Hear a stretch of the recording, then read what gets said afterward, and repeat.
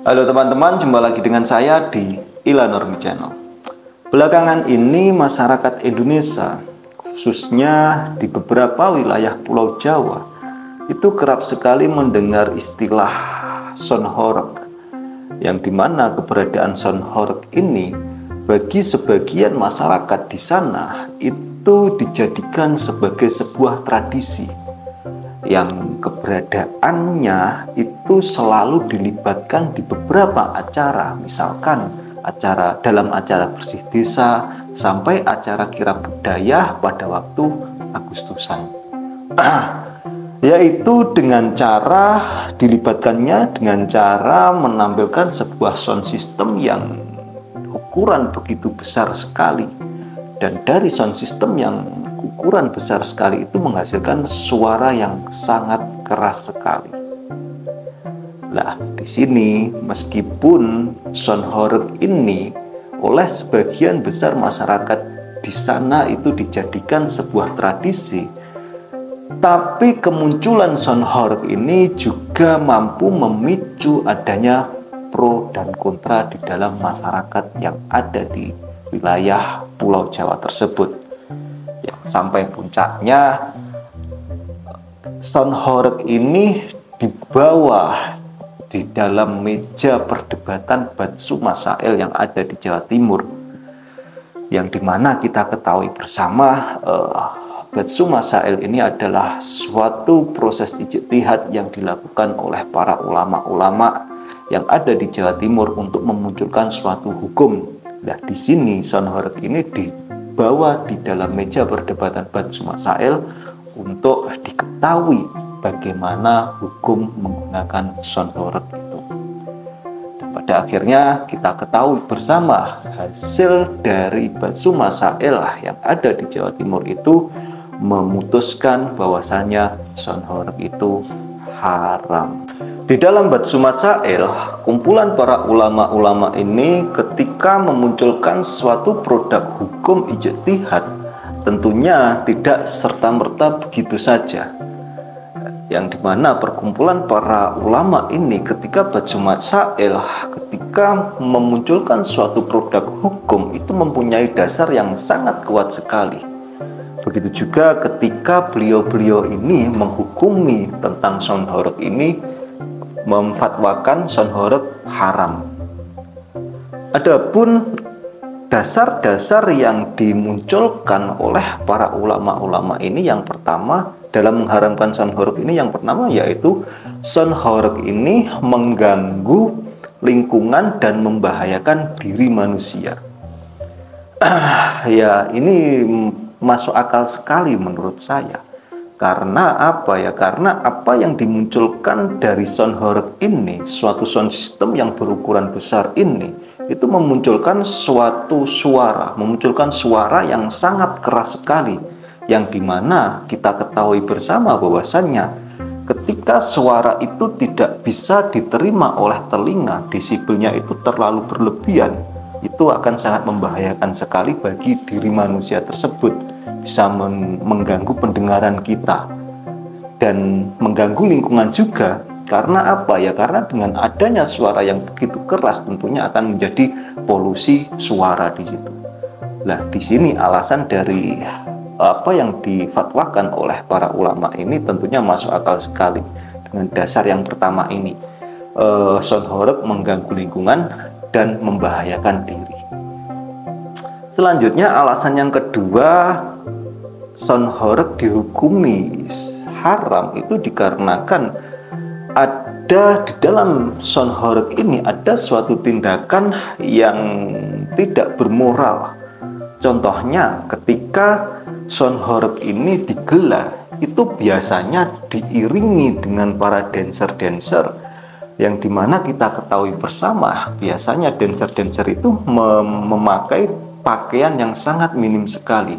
Dan selain itu, selain menggunakan pakaian yang sangat minim, para dancer itu juga bergerak atau bergoyang dengan sangat erotis sekali.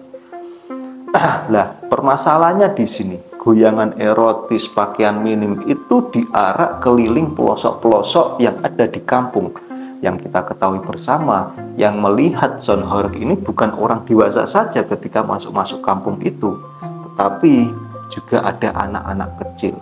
Lah, di sini sangat berpotensi sekali merusak moral dari anak-anak tersebut. Maka dari itu, alasan dari para ulama ketika mengeluarkan fatwa sound horeg haram itu sangat masuk akal sekali. Yang pertama, mengganggu lingkungan, membahayakan diri, dan yang kedua yaitu berpotensi untuk merusak moral anak-anak atau merusak moral generasi bangsa.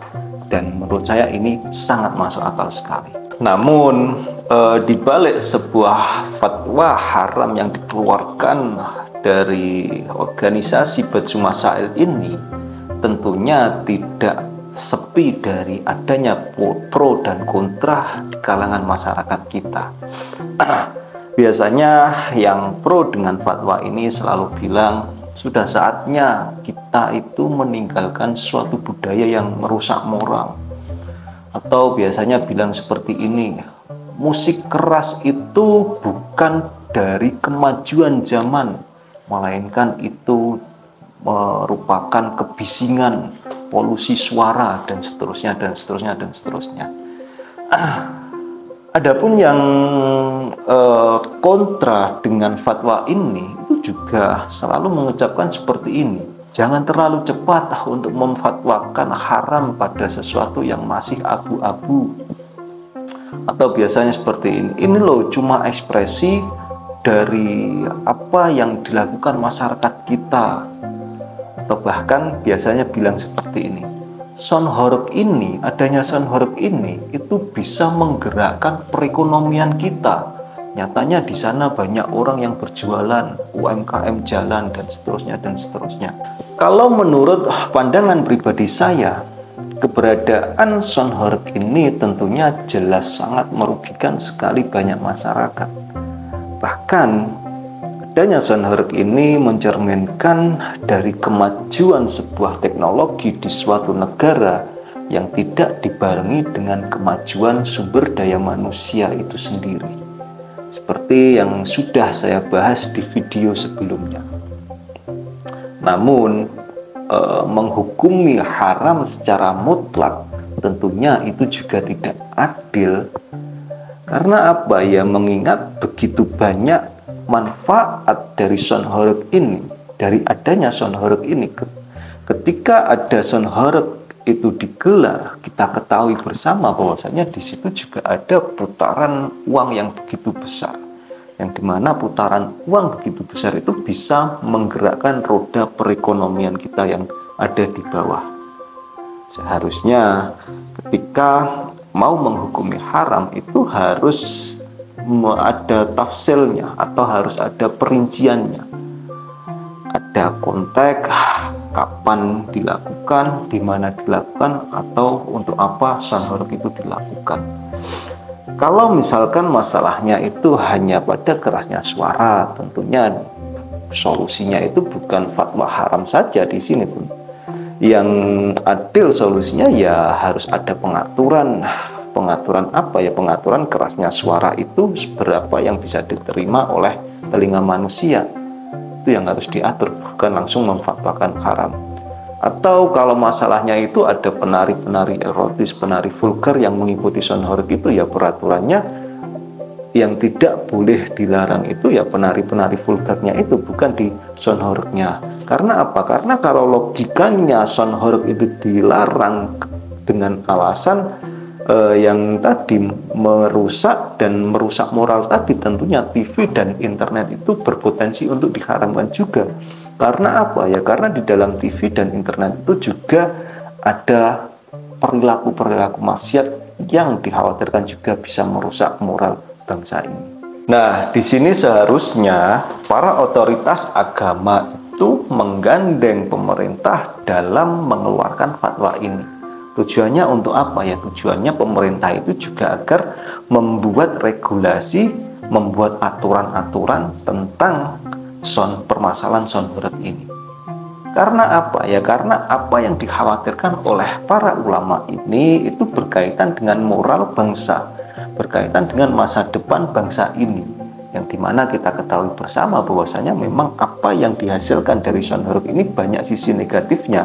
Nah, itu perlu regulasi dari pemerintah untuk mengaturnya. Ketika ada masyarakat yang melanggar, hukumannya apa, itu harus ada.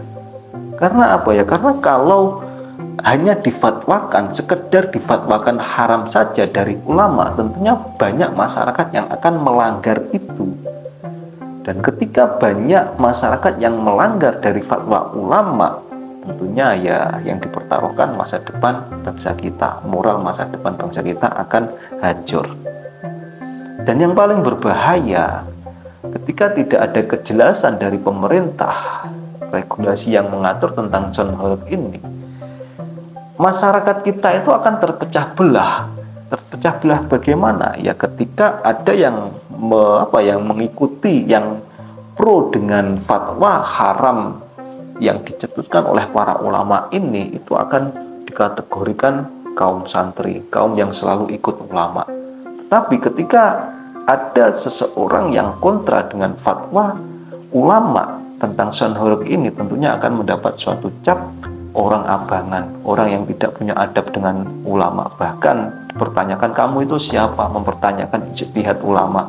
Kamu itu ilmunya di mana? Mempertanyakan ijtihad ulama. Wes to manut ulama ae. Padahal di sini permasalahannya tidak sesederhana fatwa halal haram. Di sini ada sebuah perekonomian yang begitu besar, putaran perekonomian yang begitu besar. Nah, ketika itu langsung difatwakan haram, tentunya akan mengganggu urusan dapur seseorang. Nah, ketika sudah mengganggu urusan dapur seseorang, bahkan fatwa haram pun pasti akan dilawan. Nah, ketika melanggar fatwa haram, tentunya akan terbentuk polarisasi. Beda kalau pemerintah sudah mengeluarkan regulasi-regulasi tentang aturan Sonhorok ini.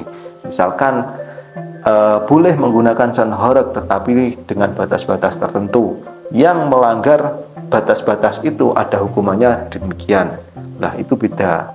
Masyarakat pasti banyak yang mengikuti. Soalnya apa ya? Soalnya ada hukumannya ketika melanggar. Misalkan tidak boleh memakai dancer yang vulgar. Nah, kalau ada yang melanggar tentunya akan mendapat hukuman. Lah, yang bisa memberikan hukuman di dalam di dalam negara itu ya pemerintahan. Lah, di sini saya tekankan kembali, seharusnya ulama itu kalau benar-benar memperdulikan moral bangsa ini dalam fatwa, khususnya dalam fatwa Sonhorok ini, tentunya harus menggandeng pemerintah untuk mengeluarkan regulasi untuk pengaturan-pengaturan itu. Oke teman-teman, di sini adanya fatwa haram yang muncul di masyarakat itu ya boleh hadir, tapi di sini juga perlu diperhitungkan bahwasanya ketika para ulama itu memfatwakan sesuatu yang sebelumnya itu tidak haram terus difatwakan haram, tentunya agar fatwa ini bisa berjalan dengan lancar, itu harus menggandeng pemerintah untuk mengeluarkan regulasi peraturan dalam mengawal fatwa yang ada ini. Karena apa ya? Karena mengingat apa yang difatwakan itu, apa yang dikhawatirkan dari ulama itu menyangkut permasalahan tentang moral masa depan bangsa ini. Dan di sisi lain, apa yang dilarang, yang diharamkan oleh para ulama ini juga menyangkut perekonomian yang sudah berputar begitu besar ketika adanya Sonhorok ini. Di sini jangan sampai umat itu makin jauh dari para ulama hanya karena para ulama itu lebih sering melarang kita daripada memahami apa yang kita inginkan. Oke teman-teman, demikian dari saya. Semoga video kali ini bermanfaat. Yang belum subscribe silahkan subscribe. Jumpa lagi di video selanjutnya.